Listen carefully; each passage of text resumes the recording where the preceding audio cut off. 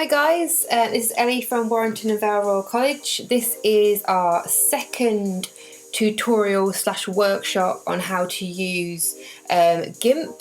In the first video you saw how to use the pen tool to cut out this basketball player. So in this workshop what we're going to do is we're going to take this a step further. We're going to use this basketball player in a combination of other images and how to kind of make a kind of montage effect, and also using blending modes. I'm also going to recap layers and how the layers work as well. Okay, so the first thing you need to do is have a selection of images that you want to use. Now in this case I've already got my basketball player, but I've also opened up a new document or a new image. This is a paint texture. Now I've purposely chosen something that's got a texture, and obviously that will come up a bit, that will kind of like make more sense as we go on with this workshop.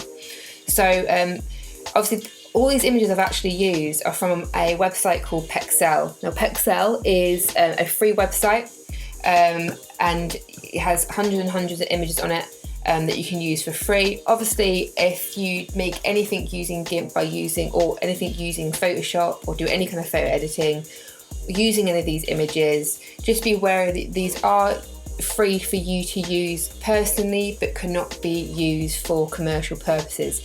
And what I mean by that is basically if you make some awesome artwork, unfortunately you can't sell it without crediting the photographer whose image you've used. But other than that, it's a really good website, and you can download loads of those images. So you can search in anything from water to kind of paint textures, mountains, there's loads of stuff on there.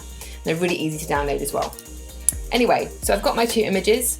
What I want to do now is I want to create a new document. So when I'm on Gimp, I need to go up to File and go New.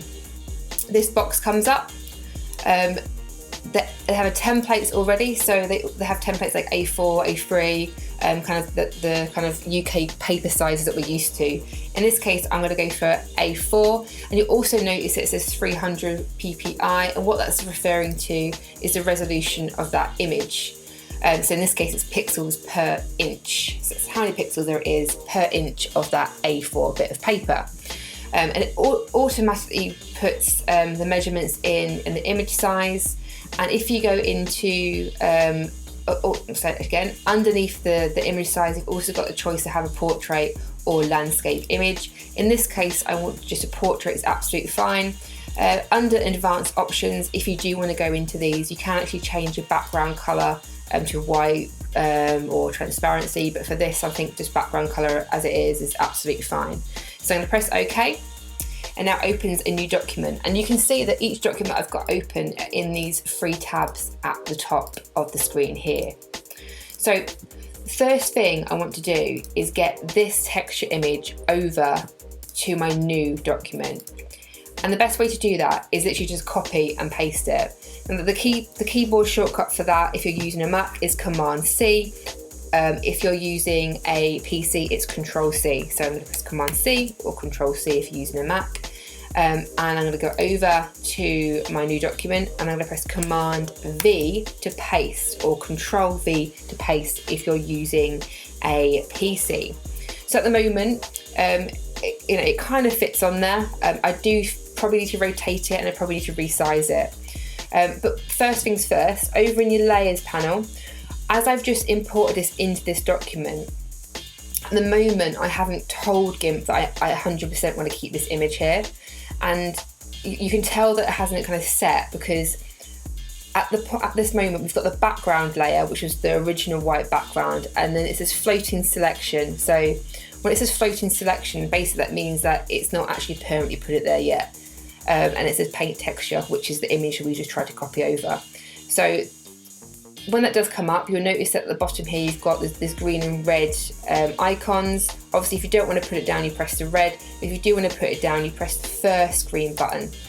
And then what then happens is that now on the layers panel we've got the paint texture, and you can see the nice little thumbnail of that image on there. Now I want to rotate this and I want to resize it. So I'm going to be using our transform tools, and the transform tools are up on the left hand side underneath the move tool, so under here.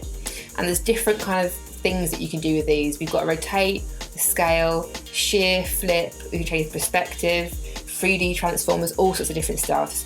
But for this particular workshop, we're only going to be focused on the rotate, scale and flip.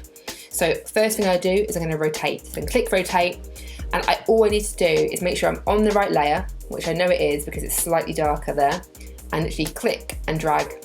Now, I tend to hold shift down on my keyboard, and the reason why I do that is that it clicks every kind of 45 degrees. If I let go of that, it's a bit kind of smoother. I'm letting go of it at the moment, but as I hold shift, it kind of snaps to every kind of, I think it's 45 degree angle. But once you're happy with that, I'm nice and straight, I'm going to press enter. Now it's still a little bit too big, and I can tell this because I've got this yellow dotted line around the edge, and it's telling me that this image is actually overhanging the edge of this canvas. So I'm just going to resize this and scale it down. So I'm going to go back over to my transform tools, go to scale, and I'm going to do exactly the same thing. I'm going to click and drag, and it just brings it down. Now, if I want to realign it in the right place, try not to click too much on the image. If you want to move it, click on this square in the middle, and it allows you to move the whole thing. It just helps you kind of align it a bit more. I'm going to drag it down at the corners. When I'm happy, press enter. And now, yeah, it's a little bit bigger on the canvas, but it's much better. I've got more of the image within the canvas that I'm working on. Okay, so at the moment in our layers panel, we've got the paint texture, and we've also got the background layer. Now I want to bring over the basketball player. So if I click on the basketball player, at the moment he's not selected. So obviously in the last workshop we cut him out, we cut the background out. Now we need to reselect him again, and if he's not selected at this point, what you can do is go back over to your paths, make sure you can see your paths, turn it on, and you now see that there's a line around the edge of it's returned. Go back to your pen tool that we used in the last workshop, and then basically just hover above that line, that paths line, you'll see the hand pointing. When you see that, click, it then selects it for you. Then we can go back over selection from path on the left hand side, which then brings back that selected line around the basketball player. We know that confirms it's been selected. I'm going to go back over to my move tool. I do this because I sometimes find that the pen tool is a bit distracting. If you see all the anchor points, it just gets a bit distracting. So I always go back to the move tool once I've selected it. And you can copy it the same way as we did with paint texture. So Command C to copy, or Control C to copy on a PC. I'm going to go back over to that new document. I'm going to press Command V to paste, or Control V to paste if you're using a PC. And now that basketball player is now on that design. I'm now going to deselect it. So I've got that moving black and white lines basically disappears. I find it distracting. It also kind of reduces any problems down the line. So up to select, and oh, it hasn't done it actually. Doesn't matter. Okay, it's already selected. That's fine. If we go to our layers panel, okay, I understand why I can't do it, because I haven't confirmed that I want to keep that image on this new document. The same kind of thing we had to do with the paint texture. So I'm just going to add that, and now we've got our pasted layer. But I'm going to double click on where it says pasted layer, and I'm going to rename it basketball player, just so I know what I'm working with.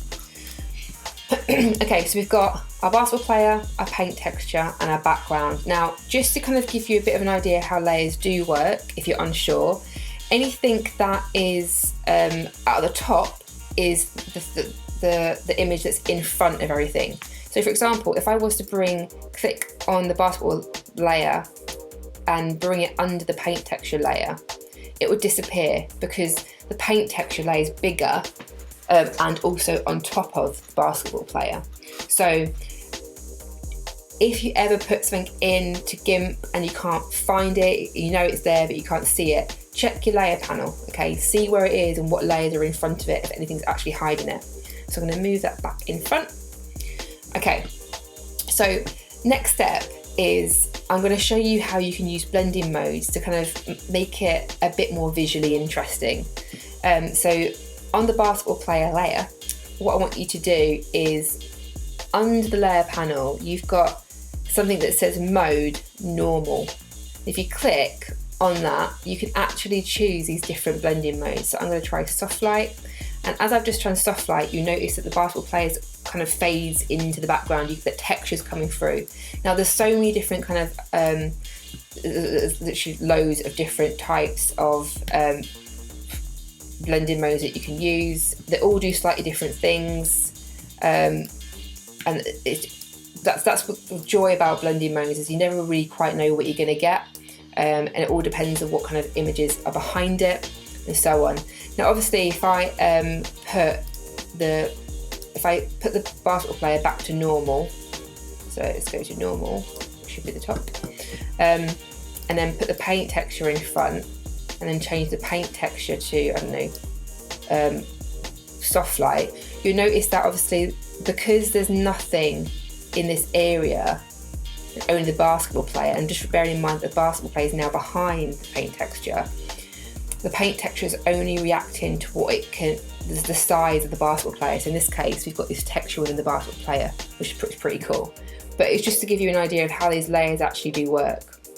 But I'm just going to switch that around and put my basketball player at the top, back on my basketball player layer, and I'm going to put maybe soft light in there. Yeah, that would do for now. Okay, I'm going to use my move tool, and I'm just going to bring up my basketball player a little bit up to the top here. What I now want to do is I want to duplicate that layer, just to kind of make more of a montage kind of style. So the quickest way to duplicate a layer that you've already created is in your layer panel. You click on the layer you want to duplicate, and then we've got this icon down here, which is basically duplicate that layer. Click on that, it creates an exact copy, and it puts it exactly in the same position as the original layer it copied. Now, as I did that, it darkened up a little bit, but that's only because the layer's got the same presets as the layer that I've just copied from, and it's just plastered on top of it. But what I want to do is move that. So I'm going to move it to the side, and I'm also going to get my transform tool to scale it down a little bit. When I'm happy, press enter. Okay, so to go back to my move tool, and if I'm happy with the positioning, still on the scale, back to your move tool, and I'm just going to play around the position of this a little bit more, and also the larger one.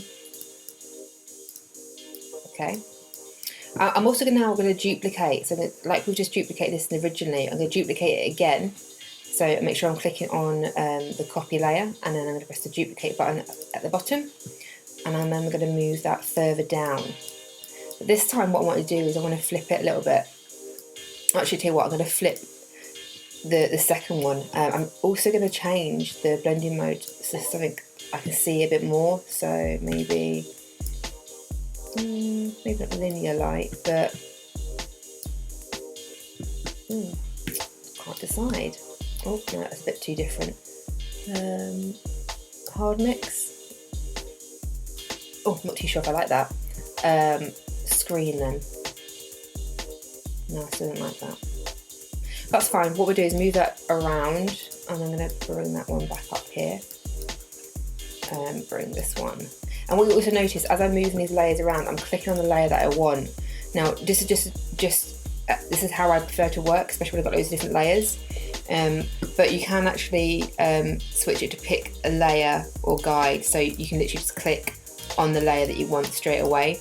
The only issue with that is like now I've just accidentally moved the background, so I tend to have moved the active layer, so whatever layer that I've got selected in my layer panel is what I move. I tend to do that just to kind of help me kind of organise the work a little bit. I'm going to increase this middle one a bit more, and then I'm then going to go to my transform tools, and I'm going to go to flip, and then click on the middle one of these three basketball players, and I'm going to basically flip it so he's facing a different direction. It gives it kind of a bit more of a kind of a staggered look, looks a bit more interesting, and I think I don't really like how light that is. How about overlay? Overlay's a bit better, that's better.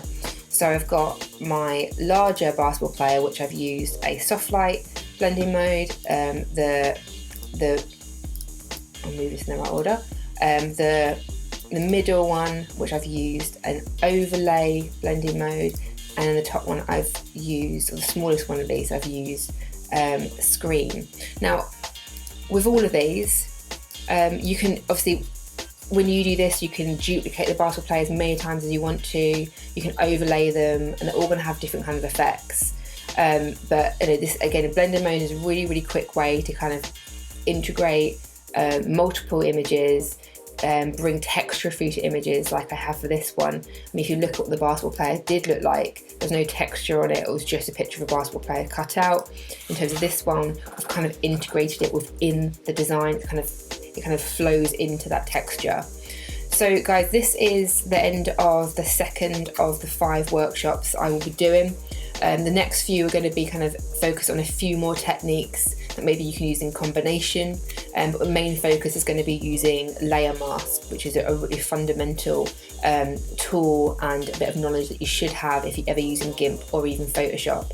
So I hope you've enjoyed this. Like I said before, you can use any images you want and just have fun with it, play around with it.